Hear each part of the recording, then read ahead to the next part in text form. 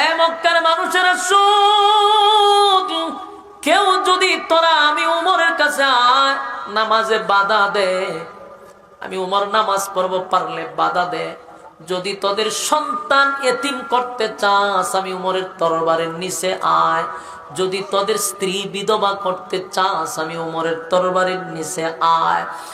এইভাবে উমর চ্যালেঞ্জ করে করে মক্কার মানুষদেরকে হুঁশিয়ার করতেছে, লা ইলাহা ইল্লাল্লাহু মুহাম্মাদুর রাসূলুল্লাহ সাল্লাল্লাহু আলাইহি ওয়াসাল্লাম।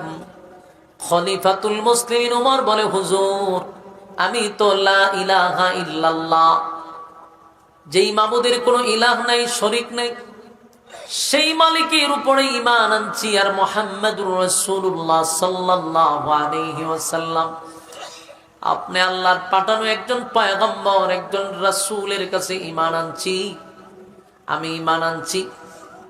আমি উমর ঈমান আনার পরে যখন দেখি মানুষ লুকিয়ে লুকিয়ে কালেমার দাওয়াত দেয়, লুকিয়ে লুকিয়ে নামাজ পড়ে, আমি উমর এটা বরদাস্ত করতে পারি না। আপনি নবী আমারে অর্ডার দেন আমি একটা বক্তব্য দিব মক্কাতে দাঁড়াইয়া, চিন্তা করবেন, একটু মনোযোগ দিয়া উমরের চিনার চেষ্টা করেন।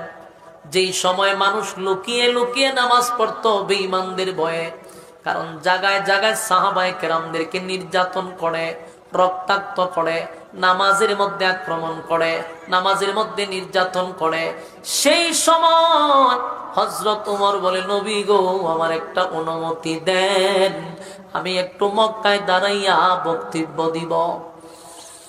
আল্লাহর নবী উমরের বক্তব্য দেওয়ার অনুমতি দিছে।